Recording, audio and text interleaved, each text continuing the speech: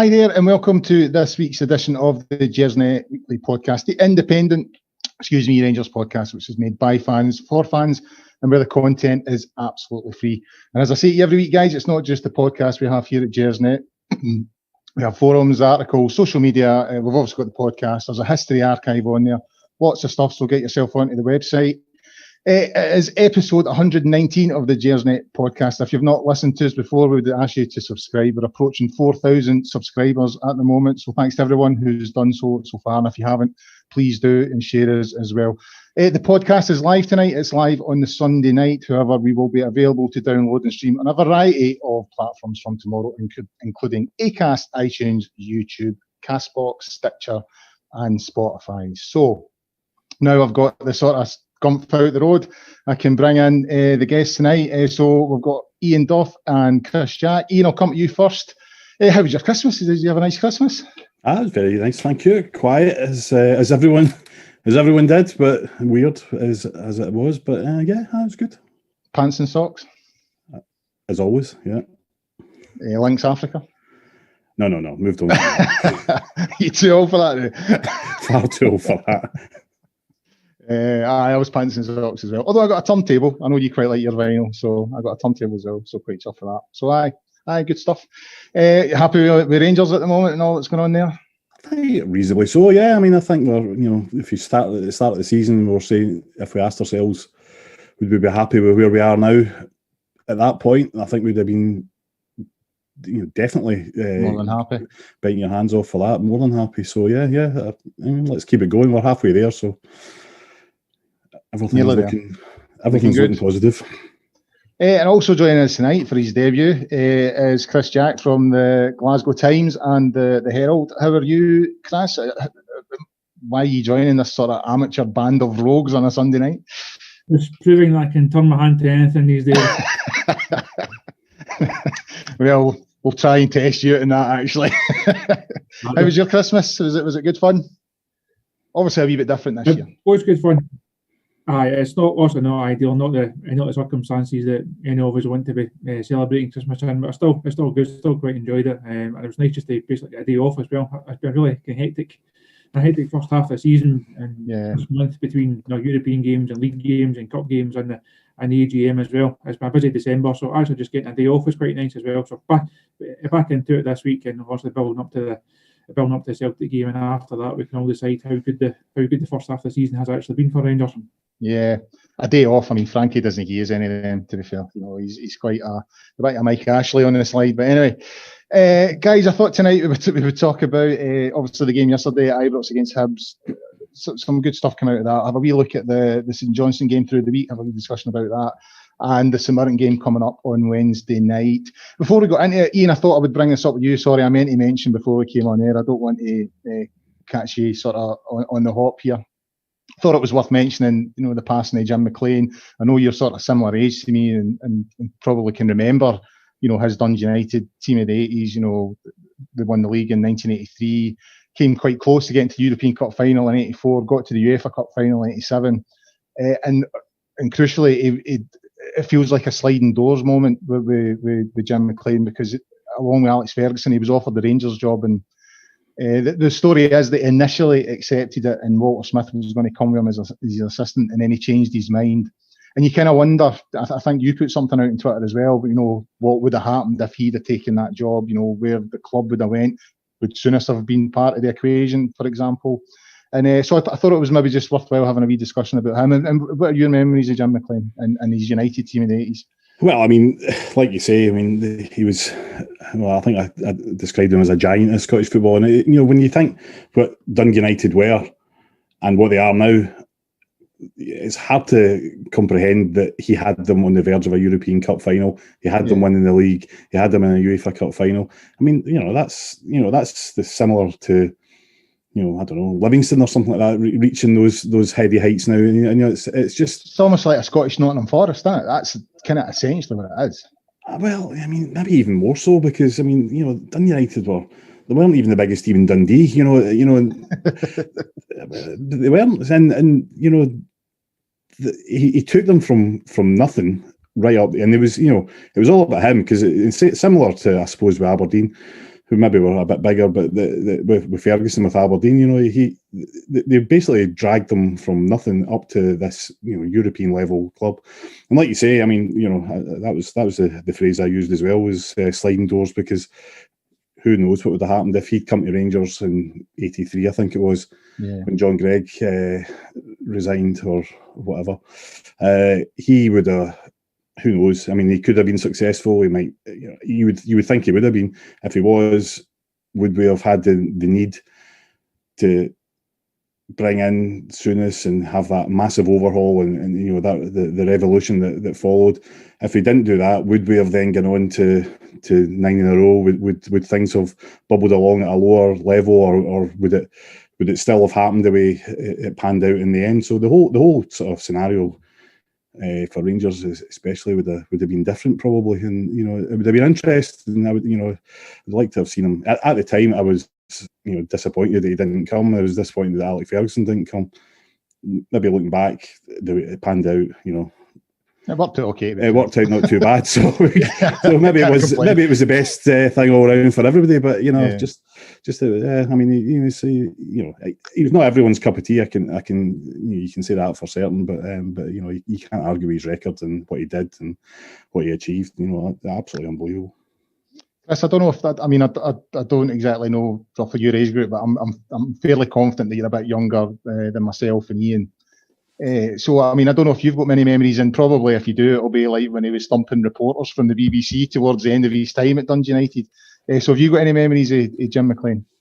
I would hope guys from my generation don't just think of that incident and think that was Jim McLean. So his period of dominance, or his period at United, was a wee bit before my time, unfortunately. So I never got to see how good that United side was, but seeing the tributes that have come in from his former players and guys that work with him, and some of the press stuff that's been done, the guys that also got to know him a bit there, you really could build a picture of what type of man he was, what type of manager he was, and just how ahead of his time he was in terms of his football outlook and his tactics. And as Iain said, to do what he did with that, with Dundee United, everybody talks about the corner shop, and by the time we'd finished with him, they're certainly a whole lot bigger and a whole lot better than a corner shop. So I think he's one of these guys. You will have former players or managers who will be wholly revered at their club, and when they pass on, there'll be a kind of outpouring from fans of that particular club.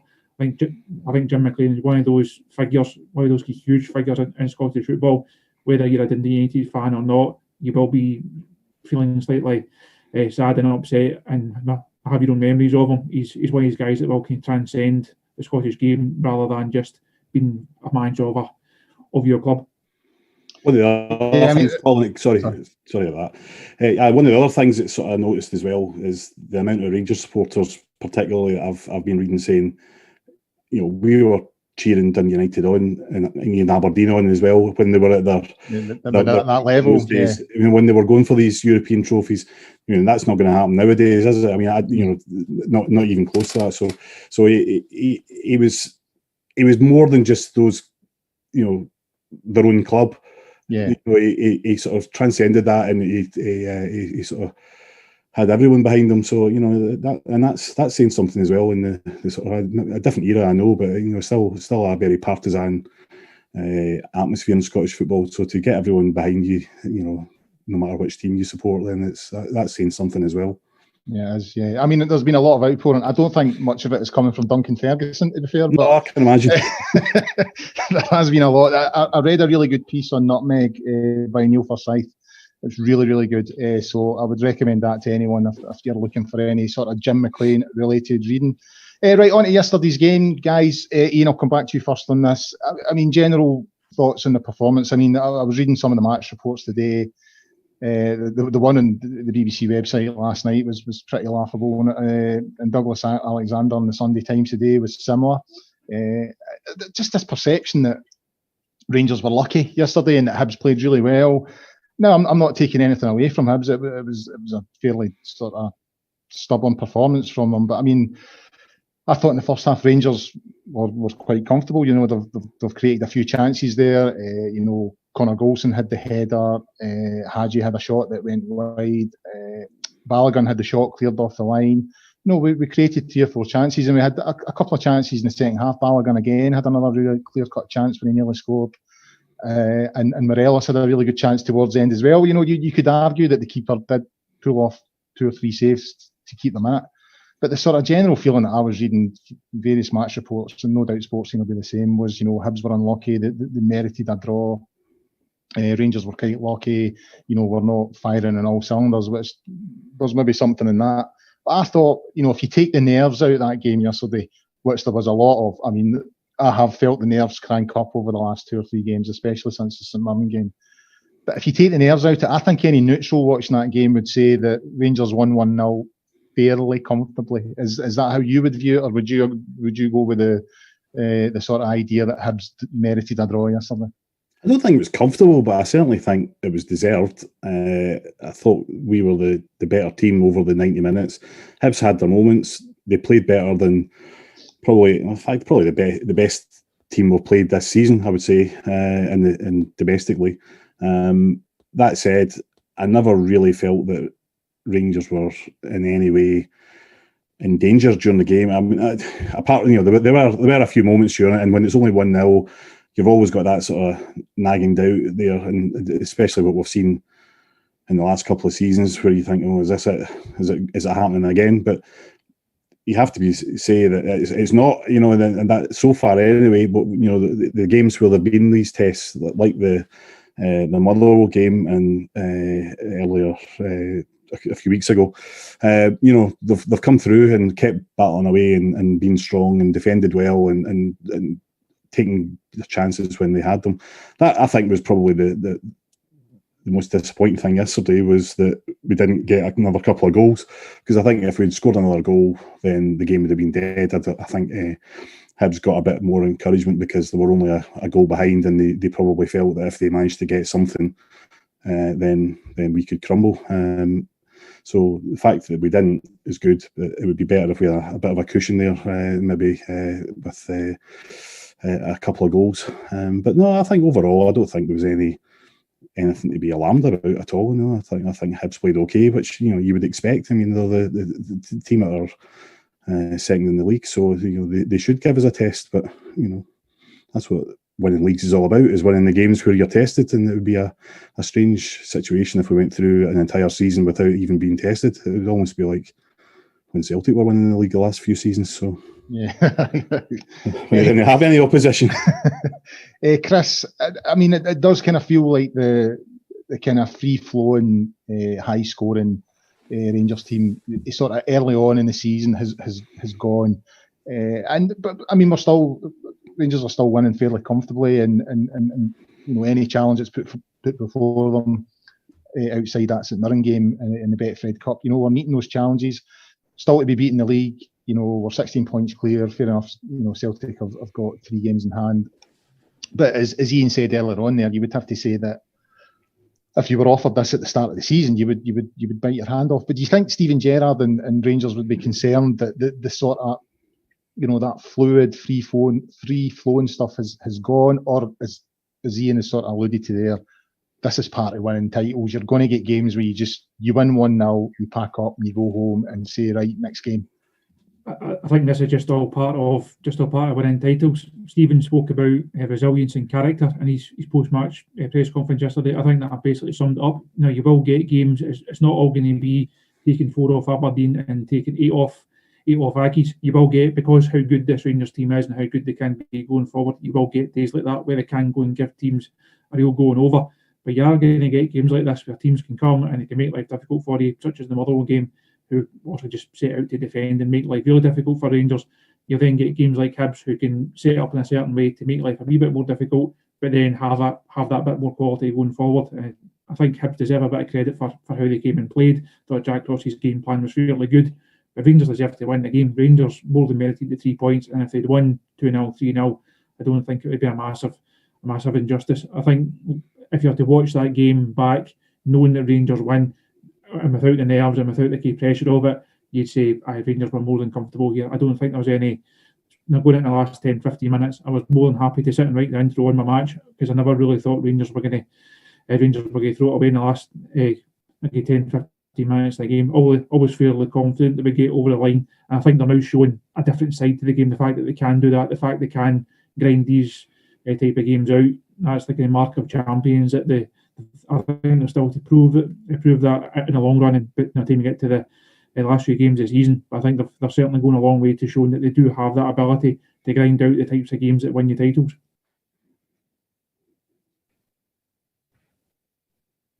Still on mute, yeah, sorry. Iain, Hadji came in yesterday, started the game, got his second goal in the space of a week. He scored on Wednesday night at St Johnstone as well. No, he spent a fair bit of time on the sidelines and sort of hummed and hawed and struggled. And when he was in the team at the start of the season, you were seeing comments on social media and blah de blah about they didn't think he was quite doing it. Although his numbers, we'd spoken on the show previously about his numbers in terms of assists and all that kind of thing were stacking up fairly decent. But I think he was maybe a player that didn't look like he was imposing himself on games. So how good is it to see him back and sort of making contributions again? Because if Rangers do go on and win the title this season, isn't the 4-0s as sort of Chris said there? It's not the 4-0s here and there and the 5-1s and all that. It is these 1-0 games, these 2-1 games that you look at and think, it was fairly tight that day. Those are the crucial games. So for him to get the winning goal yesterday, big for him. Is it good to see him back? Well, obviously, yeah. I mean, I was never. When a lot of the talk about him not doing well and not contributing well, it's never quite as thought it was quite as clear cut as some people were thinking. Because I think a lot of people are expecting him to be pulling off magical tricks and scoring spectacular goals, and I don't think that was the role he was being asked to play. Having said that, he is capable of doing, good stuff. The kind of stuff that we need to win games like that. And that goal he scored yesterday, although it seemed like a simple goal, there was a lot to it, and there was a good build up to it. But his run across the defender to get to that ball and the finish first time was top quality. And that's the kind of thing that we're expecting from him, and that's good to see him doing it. And as you say, 2 goals in a row, I think will help his confidence. But I think his overall contribution has been not too bad. I know he's not maybe doing spectacular, and maybe in a similar vein to Ryan Kent that we'll maybe speak about later, is that he's doing stuff that isn't maybe grabbing the headlines, but he's working hard. The game against Motherwell, and he was getting kicked left, right, and centre, but he was brave. He got up. The ball came to him. He wasn't hiding. He was taking it on. He was making himself available. He was taking the kicks. He was dishing it out as well a wee bit as well, which was good to see. A lot of people were saying, he's maybe not up to the rigours of Scottish football, and maybe there is an element of that, but it's maybe more a case of him just getting used to it and how the game plays here and the sort of protection you'll get as a creative player in Scotland, which is probably very little. So it'll take him a while to develop that, but I think I mean, he looks like a player that will benefit a lot from confidence, and scoring goals, especially important goals, can only help that. And I think I mean he's all part of the. I think because it was quite a big fee we paid for him, relatively speaking. I think people were expecting a lot, and because of his name, obviously people expected a lot, and he's got to live up to that. But at the same time, we've got to be realistic about what he's been asked to do more than anything. He's playing a role. Gerrard has put him in and has been happy with him, what he's been doing over the last 2 games, and I think that's we should welcome that. Chris, a controversial moment yesterday in the second half involving the aforementioned Hadji, a penalty claim. Now, I mean, at the time, when it was in real time, I kind of thought, that could be, and then, Willie Colin didn't give it. Seeing the replay, though, it seems to me that there's a fair amount of fresh air between Hadji's boot and, who was it? It was Joe Newell's head. Mm-hmm. Now, the consensus on Sky and every sort of match report I've read has said it's a penalty. I'm not convinced. I know I'm going to come across like sounding like I'm a biased Rangers fan, but I genuinely, because there's no contact, I was thinking, at the time I did think, but having watched it, 3 or 4 times, I'm not convinced. What was your view of that? Did you think it was a penalty? At first, I didn't even really see it because the press box now is right up the back of the main stand behind the director's box. At the time, I didn't even take it down as a note, thinking that's noteworthy and that's something that the EPM match report, both managers were asked about it post-match. Jack Ross obviously thought it was a penalty, and Steven Gerrard was just kind of nonplussed about the whole thing. Having seen it again, having seen the video and seen some of the pictures, I can see why Hibs are claiming for it. If it was up the other end, Rangers fans would probably claim for it. Is it the biggest injustice in the world? No. Would it change the game? Maybe, but I really don't see the whole kind of outcry about it. I think it was a claim. I can see why Hibs claim for it. But I can also see why Steven Gerrard isn't overly concerned about it. It's not as if Hadji has kicked him in the head. As you said, there was a fair bit of fresh air between where Hadji's boot was and where Joe Newell's head was. So I don't really see it being one of the don't really see it being the talking point that it seems to have turned into. Did Tav have a wee bit of a claim in the first half for a penalty? Yeah, there was one where he was coming in from the right, and I don't think there was much contact, really, to be honest. I don't think it was a penalty, but it could have been given. It was I would say, as strong a claim as Hibs had. The one where Roof was tackled, where he went over the top and then grabbed the ball. He's trailing foot. Yeah. I thought that was far more a shout than either of those two, and I haven't seen any reference to that at all today. So I guess it depends on A, what questions you get asked, and B, what answer you give when it comes to the controversy being created with these things. But to me, that incident with Hadji, when I saw it, I thought, well, he's got his back to the player came in from behind him, and he had his back to him and put his foot up without any knowledge of where the Hibs player was. That was. I mean, I've only seen it once, so maybe I'm wrong in how I remember it, but that was how I saw it at the time. So I didn't think there was, even if there was contact, which there obviously wasn't, or much. I didn't think it was a deliberate foul, and I didn't think it would merit a penalty. I could see it being given, and at the end of the day, you wouldn't probably complain if it was given, but I didn't think it was a major talking point in the game at all.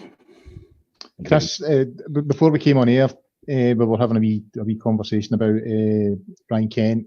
Now again, looking at Twitter and social media, a lot of sort of comments about his contribution at the moment. Mm-hmm. Not the majority of which are fairly negative, it has to be said, and it does feel like he's going through a fairly indifferent period at the moment.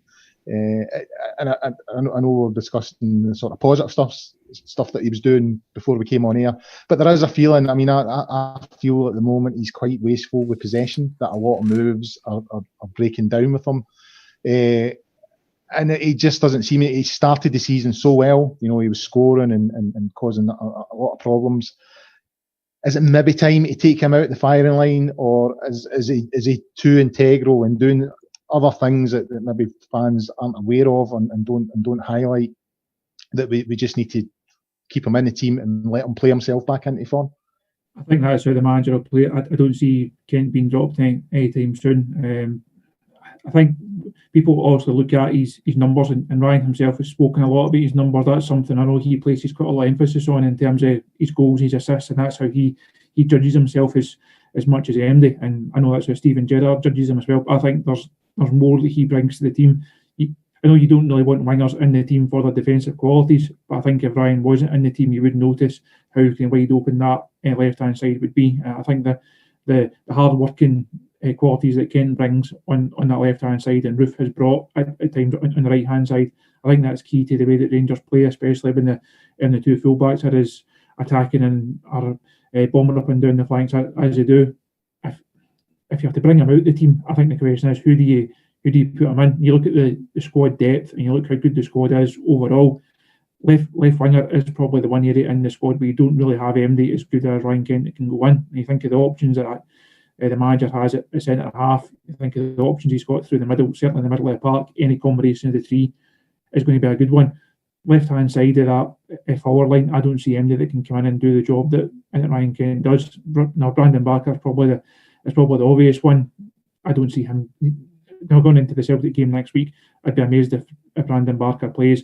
I think it takes a certain type of game for him to come into. The games that Rangers have had in the last few weeks haven't really suited him. The games they've got coming up, I think, are too big for him, and Rangers need the key guys on the park. And Stephen has got that much faith in Ryan Kent. I'd be amazed if you see his his name's not on the team sheet on Wednesday night, and certainly for the Old Firm game. Iain, one sort of wee negative for yesterday was the injury to Scott Arfield. He came on, I think it was like the 75th minute or something. He came on and he was off like 5 minutes later. It looked, and it was him making a challenge. It wasn't the other way about. He's challenged the boy, and I was watching the replay, and it looks like he's just jabbed his ankle. His ankle sort of landed awkwardly when he was making that challenge. Ryan Jack's also still out at the moment. And so is that a concern? Because it's only 2 injuries, but they're in the same area. Are we starting to get a wee bit threadbare in that area? And also, is Ryan Jack becoming a bit of a concern now? Because for a couple of weeks there, we were hearing, he's only a couple of games away. At Steven Gerrard's press conference through the week there for the St Johnstone game, he sort of suggested that he would make Saturday. Again, didn't make the squad, and he was a wee bit evasive about when he was due back yesterday. So is Ryan Jack also becoming a bit of concern? Could this maybe be a long-term injury we're looking at? Well, there's obviously been a setback because he was supposed to be back in the team potentially 2 or 3 games ago, I think. So, there's obviously something that isn't quite right, and obviously there's a concern. And I think, he would make a big difference to the team. I think I read a stat somewhere saying that in games that he'd played in, Rangers had, and this is probably completely wrong figure, but the Rangers had 15 clean sheets in games that he played and 4 in games that he hadn't played or something like that. That the figures might not be right, but basically it was saying that his contribution was helping us keep the goals out, basically, and so he's obviously being missed. But with Arfield as well, that it's he might not necessarily at the moment. He's obviously not the first pick, but 2 or 3 games ago he was. His form was tremendous, and he's a great player to have to bring on as well. So definitely, if he's out for any length of time, it's going to be a disappointment.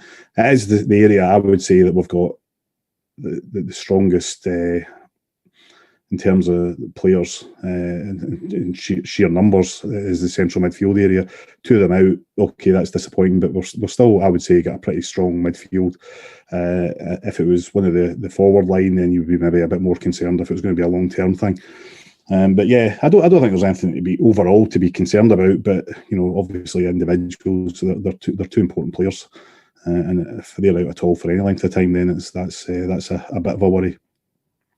But Chris, anything from your journalistic travels on Ryan Jack? Are there any whispers going about when he'll sort of reappear?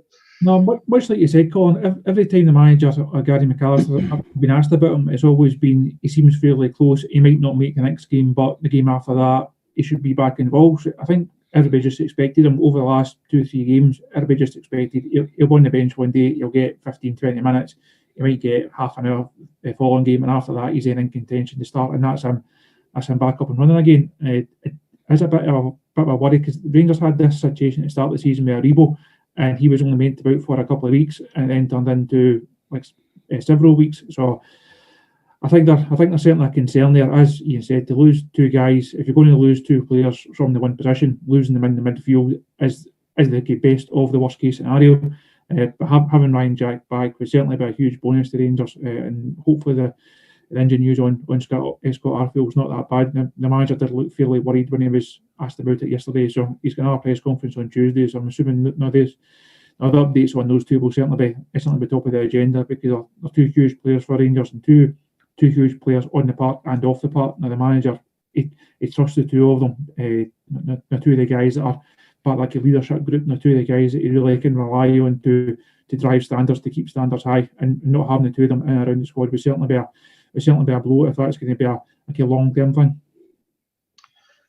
Iain, moving on to the St Johnstone game on the previous Wednesday, another sort of, it was a wee bit less of a nervy affair. We looked quite comfortable for most of the game, 3-0. I only had one complaint, and we'll come on to that. It was how much I paid to watch the bloody thing. But in terms of the performance that night, I would say over the last 3 or 4 games, it's been probably the most relaxed performance in terms of watching it. We felt comfortable, got the early goal through Roof. I thought Joe Aribo, started to look like he was getting back up to speed again that night. And overall, a satisfying performance and result. Yeah, like you say, I mean, it was as much as midweek away game this time of year can be. It was pretty comfortable overall. In fact, one of these games where you felt that maybe that was an opportunity to get 2 or 3 more goals on the scoreboard. But yeah, I mean, I would have no complaints whatsoever about that performance. And like you say, Joe Aribo, he's one of these players who seems to be. It takes a little bit of time for him to start getting back up to speed. Even when he joined at first, he had those flashes of him looking good, but it took him a wee while to sort of settle in and find his sort of niche in the team and start performing. He performed really well last season, and at the start of this season, the injury obviously knocked his progress out, and it's taken him a wee bit of time gradually to get back into things again. But I think he's going to be a massively important player for us for the rest of the season. If he remains fit, he'll be. I think he'll be a regular starter because he brings something different. He's really good on the ball. He's really good at holding on to the ball, and he's really difficult to get the ball off. So if he's in a dangerous position, the opposition are going to start panicking, because if he starts running towards their goal, they have to stick their feet in. Danger that they're going to bring him down. The wee nutmeg he did at the end of the game, I think everybody enjoyed as well when the clock was running out. He's capable of doing that sort of stuff, and and that again is the sort of player you need when you're playing up against a stuffy defence. When you've got 2 banks of 5, you need somebody who's got a bit of footwork, who can hold on to the ball, twist and turn with it, get through the crowds of players, and then open it up. And he's got the intelligence as well to look for the right pass as well. So it's not just a case of running with it and then hitting a brick wall and losing possession. So yeah, I mean, I think he's going to be an outstanding player long term, but especially for this season, I think he's going to be really important. Chris, staying on Joe Aribo, I mean, I used the phrase watching the game with my son yesterday. I said, he could keep the ball in a phone box. You know what I mean? There could be 20 folk in that phone box, and he would keep the ball. He was involved in 2 of the goals on Wednesday night against St Johnstone, and you, as Iain was saying there, you do kind of get the feeling that going forward into the vital sort of stage over the next 2 or 3 months, moving into Easter when titles are won and lost. I mean, I know Rangers are in a fairly comfortable position at the moment, but they're far from home in terms of winning the title. So moving forward, how important do you think Joe Aribo will be? Because I think Ian's got a point there. He's so creative. He's good at keeping possession. He's just got so much about him. And I think in games like yesterday, when it's nip and tuck, somebody like Aribo could be the difference. I think the fans have maybe underestimated just what that period at the start of the season, everybody was out. He didn't play for a few weeks. I think they maybe underestimated how big a setback that was for him. It's probably the longest term that he's not been playing football in his young career. He's not really had an injury like that to try and recover from, both from a physical point of view but a mental point of view as well. He's not had that break from football, and you can tell when he's got the ball at his feet, he's just a guy that just loves to entertain, to go and take people on, to try things, to be expressive. And if you then take that away from him for as long as he was out, that's also going to be hard for him. Now, I think you're really seeing him getting back to his best, really seeing what he can bring to the team. He's the type of guy you just love watching. You know that anything can happen at any moment. That close control, the touch against St Johnstone, when he pulls it down from there from a mile up. There are very few players in the Rangers squad, very few players in the Scottish League that could do that type of thing. But Joe Aribo can do that, and that's what makes him special. He's maybe not the type of guy for every occasion, but I think he's adding that physicality to his game. He's showing that he can mix it if required. He's going to take a few dunks, he's going to take a few knocks now and again, but he's the type of guy, he will get back up, he'll come for more, and type of guy, he's got that much confidence and that much ability. He's going to be a nightmare to play against for any side in this league. So I think there's certainly more to come from him. The manager clearly loves him, trusts him, rates him, and I can see why the fans love watching him as well. A type of guy, just a joy to watch playing football. Iain, the game on Wednesday night against St Johnstone, there was one aspect that really irked me, and that was the price for the pay-per-view. So it was £17.50 to watch one game of football on the telly through Saints TV. Now, I mean, I saw some football account post a list of how much supporters have had to pay for pay-per-view since this strange season started. Obviously, we're not getting into grounds at the moment, so we have to find different ways of watching football. I get that, but they were sort of insinuating that Rangers supporters had gotten off lightly. You know, we hadn't had to pay anything as of yet in terms of pay-per-view. And that really upped me because, I paid the best part of sort of £50-60 a month to Sky. I pay another sort of £10, £20, £30 a month to BT. I was paying another tenner a month to Premier Sport until St Mirren buggered that up. So, it's not like, no matter what club you support, it's not like we're not having to pay to watch our football. And at the end of the day, I've had to pay my season ticket as normal just to watch the home games, on the telly. So that upped me. And then when I saw it was the best part of 20 quid to watch one game, I just thought, what, now I've had loads of people coming to me saying, well, you can subscribe for it on Rangers TV and VPN it, but I'm a bit of a technophobe, so I'm going to have to get someone to show me how to do that. And you've also got maybe supporters that, maybe older supporters that wouldn't know how to do that. Older supporters that maybe would be a wee bit wary of, well, how do I order it on Saints TV just normally?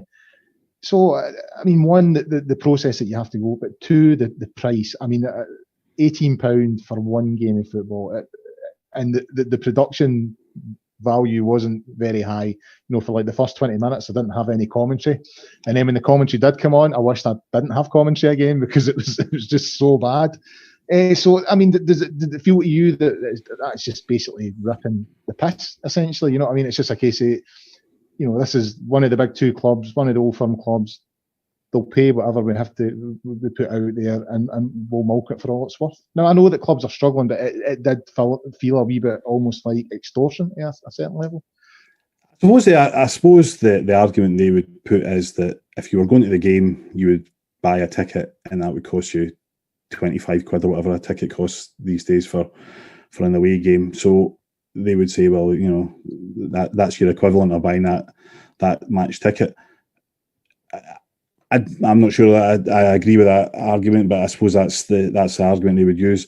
The most important thing I would say is, what do they charge for St Mirren v Ross County, for instance? Do they stream those games? I don't know. But if they do, how much do they charge for fans to watch those games? Do they charge $17.50 or do they charge a fiver or a tenner? Because I suspect they probably charge a fiver or a tenner.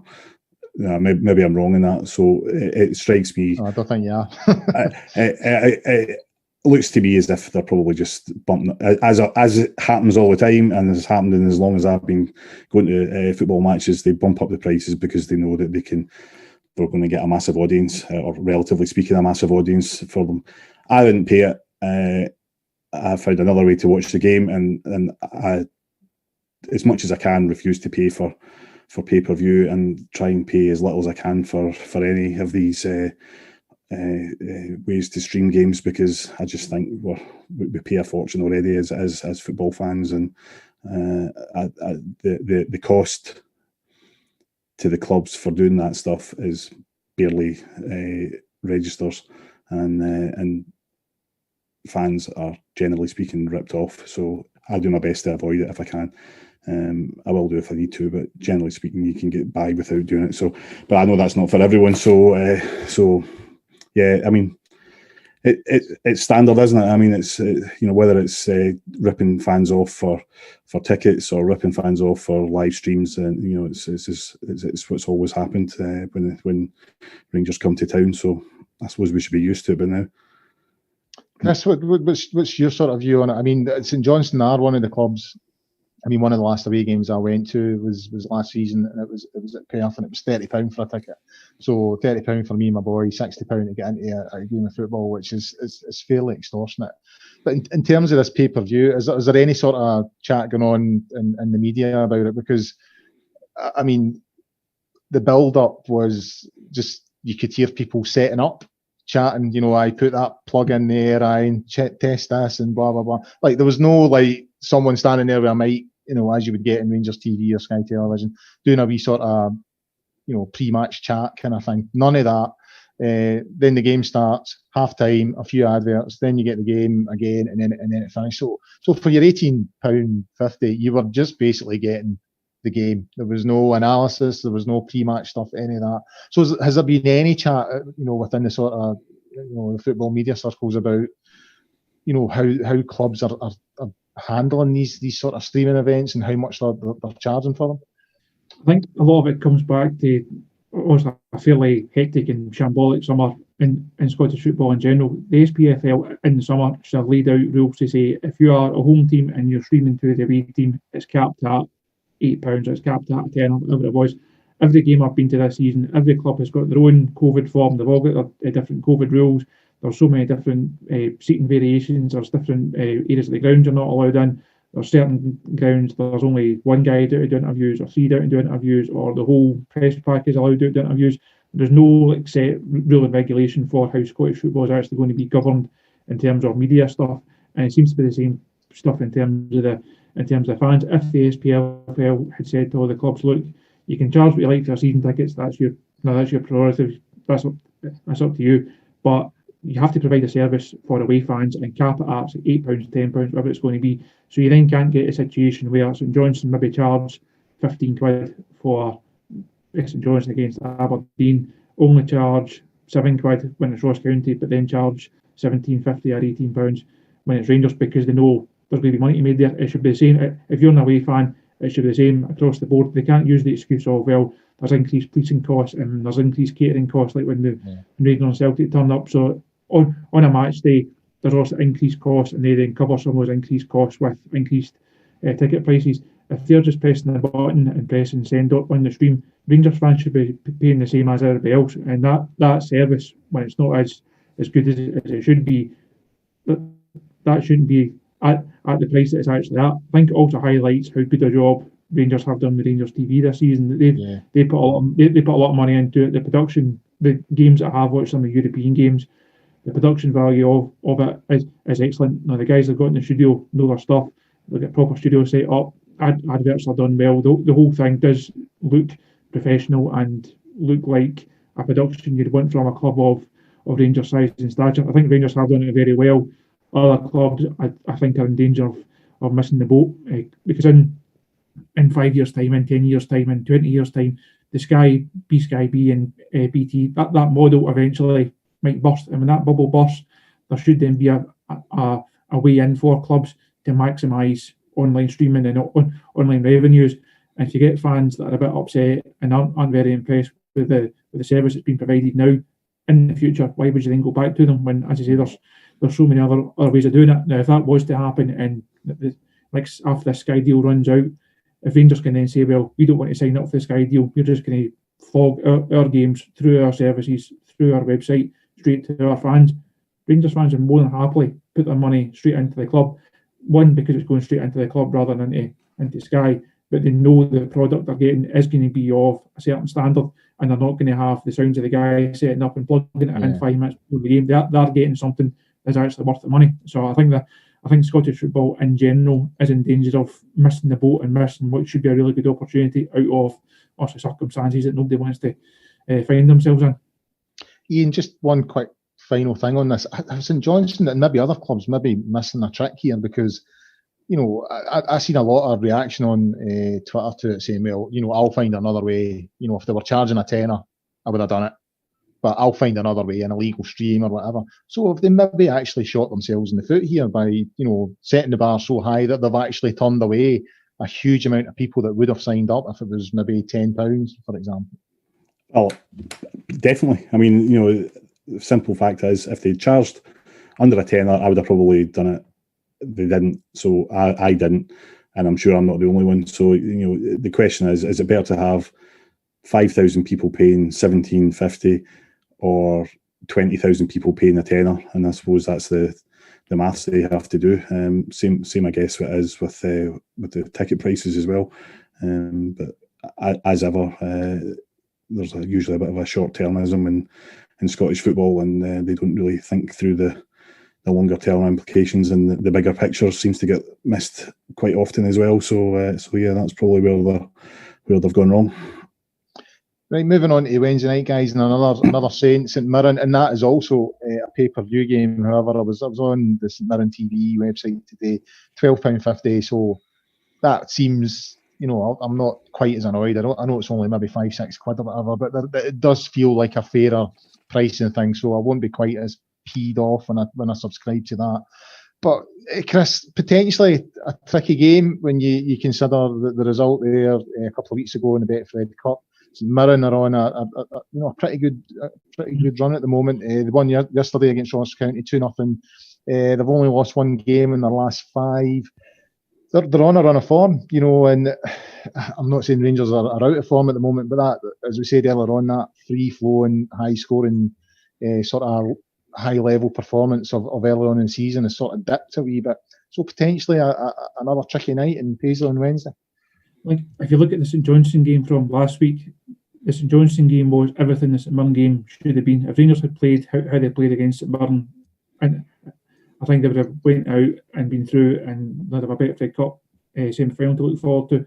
I didn't go right for them that night in Paisley, and they have to find reasons why. Now again, I think you have to give a bit of credit to St Mirren. They did play well, but Rangers just made uncharacteristic mistakes. The goals they gave away so sloppy. They didn't really take their chances when they came along. Just weren't at it on the night, and that also raised the familiar questions of mentality and bottling, that type of thing. I think they have answered that in the last couple of weeks. To then go back to St Mirren, go and get another win, that then really puts that to bed. So I think you'll see a far better, a far more efficient, a far more controlled Rangers performance. But as you say, St Mirren aside, in form, you look at the squad that they assembled in the summer. I didn't expect them to struggle. The form they've shown in the last few weeks is proof of that. So now, certainly not a tricky one for Rangers, but I'd expect them to come through it this time. Iain, Celtic are at home on the Wednesday night against Dundee United. Obviously, the big game next Saturday. It always feels at this time of year that it's a sort of vital part of the season. And January is quite a tricky month for us. We're away to Pittodrie, we're away to Easter Road, away to Motherwell. 3 grounds that can ask questions of us, certainly. So how vital is it that Rangers keep going, especially in the build up to the big game next week? Keep that lead as it is going into that game next week. I think it's all about momentum, isn't it? I mean, that's the big thing. Going into the game, if we drop points this week, in midweek, it wouldn't be the end of the world in the bigger picture.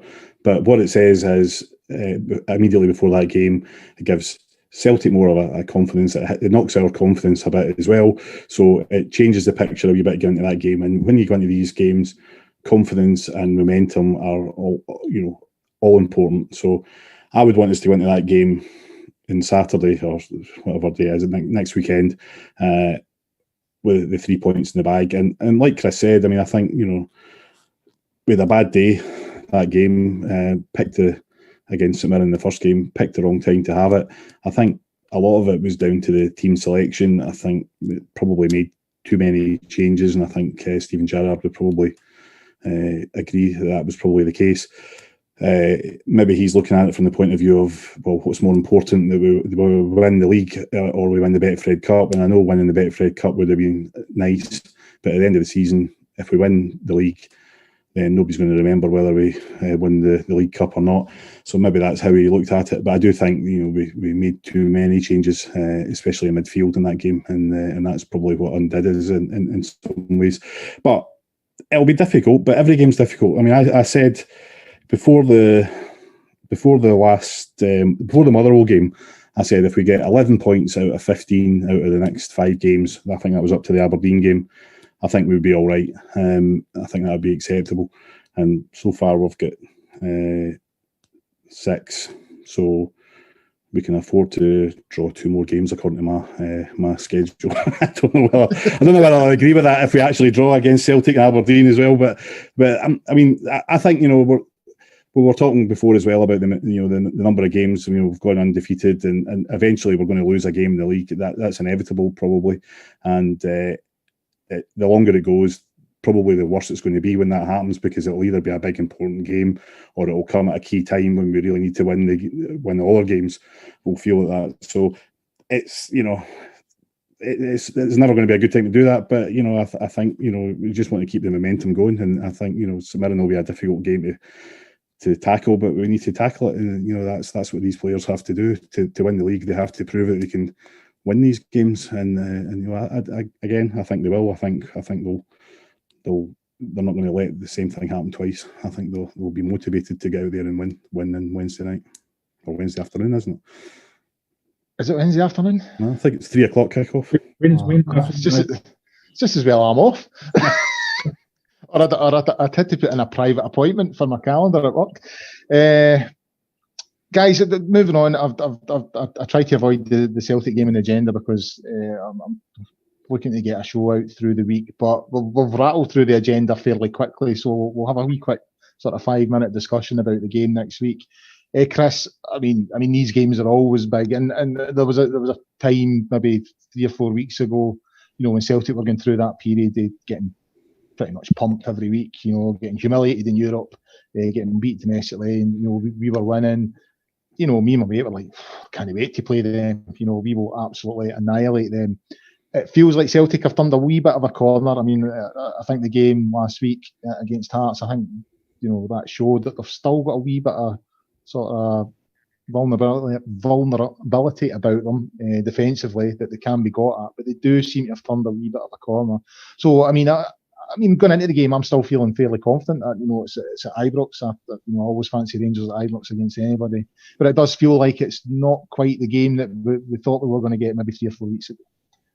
I think the biggest danger for Rangers, not just on Saturday against Celtic, biggest danger for Rangers between now and the end of the season is complacency. If anybody thinks that this job is done, this title is won, and you can start planning your parties for May, you're in for a shock. As Iain said, there will be a game somewhere. There will be perhaps even 2 or 3 games in the space of 4 or 5 weeks where mistakes are going to be made, points are going to be dropped. If Rangers were to lose to Celtic on Saturday, I think it would be a shock. I think on paper, Rangers are the better team. Rangers clearly in the better form, and you would expect Rangers to go and win the game, but it's no fun game. Anything can happen. If Celtic turned up and defended well for a change and managed to sneak a 1-0 win, that then also gives them a boost.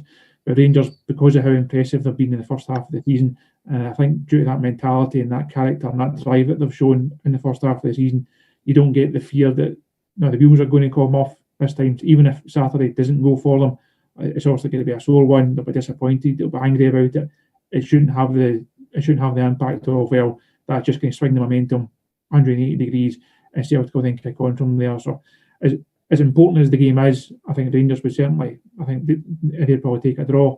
As important as it is, it's not going to be a defining one. If Rangers lose, it doesn't change the momentum and doesn't derail them.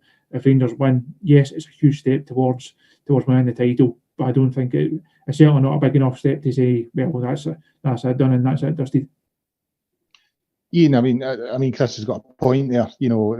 Nothing's going to be won or lost in terms of silverware next weekend. However, historically, I'm sure you remember the game. It was the sort of first time I remember Rangers winning the Nerdy game in my sort of Rangers supporting life, and that was in that 86-87 season when Souness arrived. It just felt. I started supporting Rangers sort of 81-82, and it just felt every New Year game. We turned up at Ibrox or we turned up at Celtic Park.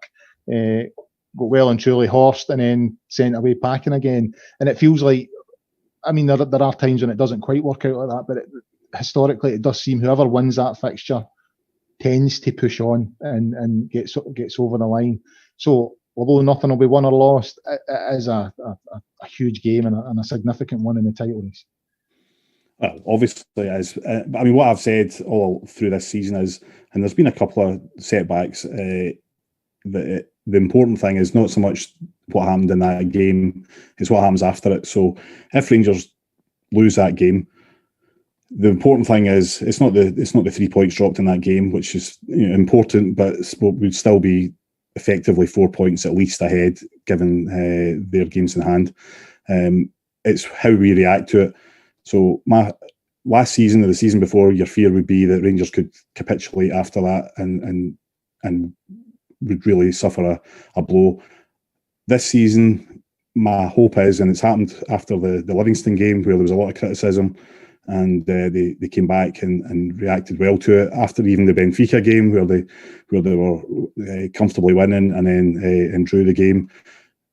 I think on both occasions people were saying, "Oh, this is it. You know, we're going to collapse now." And after the St Mirren game as well, I think on all three occasions, the next game was really important, and then the next game I think Rangers won quite comfortably in each game, and they really showed a good reaction. So I think this game will be close. I think it'll possibly be a draw. I don't know, but if we lose it, the important thing is that the following week when we play Aberdeen, that we come back out and all guns blazing and win the game, and don't give Celtic any further encouragement, and just keep that going as much as we can and move on to the next time and just build the momentum again. And Chris, sort of final word to yourself. I mean, these type of games, you get the impression that it's games that Steven Gerrard loves. It's almost like it's in his DNA. He is designed for these kind of fixtures, and he's certainly, I was reading a good interview with him in The Athletic through the week there, and he was sort of saying, when he first arrived, Rangers were getting some seriously bad results against Celtic, and he reversed that straight away. Even although he got beaten his first one, it was 1-0 and it was a lot closer, and then he managed to get his first win against them, and then he's just sort of continued it, and then he's got his first win at Celtic Park, and it is the sort of game that he loves. I mean, I don't think he'll have any issues sort of getting his players prepared and up for that game on Saturday. It's something that Stephen mentioned fairly early on in his Rangers career, and we were also doing quite a lot of interviews with him right at the start, and he mentioned the fact he needed a club that gave him a buzz the same as he got in his playing career. You could never imagine him going in and being a League One manager down south, or even a middle of the road Championship manager. It has to be operating in a certain elite environment. It has to be somewhere that just gives him that buzz and that rush and that pressure and that ability to go on and be successful. He's also got that at Rangers, and the closer he gets, I think the more that just inspires him. I think that just gives snowballs. I think the closer he gets to winning something with Rangers, that's just going to give him that ultimate buzz. And games like the weekend, that's basically why you become Rangers manager. You want to be competing in Europe, you want to be competing for leagues, and you want to win in Old Firm games. I think the noticeable thing is his celebrations between the two Parkhead wins. Last year, it felt like another box being ticked on the road to the recovery. It was something that Rangers hadn't done for a while. Something that he hadn't done as a manager. Second time I did it, it was just that's just an Old Firm game. That's just 3 points. If it was to go and win another one at the weekend, yes, it's a big game and a lot that goes around it. But I think he then just sees it as well. That's just another small step. I don't think you'll be seeing the fist pumping and the hugs and the cuddles and the massive celebrations again. The more he experiences and the more small steps he takes, he knows is that wee bit closer to the big one that we're all aiming for coming into the season. Yeah, I would agree with that, and we'll find out. I mean, it's a vital 7 days coming up, and we'll see what comes out of it. But guys, I think that's us. I think we've covered everything, and even something else. I had to go a wee bit rogue there at the end and make up some stuff just to fill the time. So a big thanks to Iain and Chris for their contributions there. Brilliant stuff from them as always. Impressive debut from Chris there. We've got a few things coming up this week. We've got obviously the game on Wednesday night against St Mirren. We've got the big Old Firm game on Saturday. So we'll have a couple of shows. Try and get a preview show out for the Celtic game midweek, and then we'll obviously have the reaction show next Sunday. But in the meantime, get yourself onto the Gersnet and forums at www.gersnet.co.uk. Guys, as I say every time I host now, it's strange times at the moment, and we're all back into Tier 4. So, stay safe, look after one another, and until the next time, bye for now.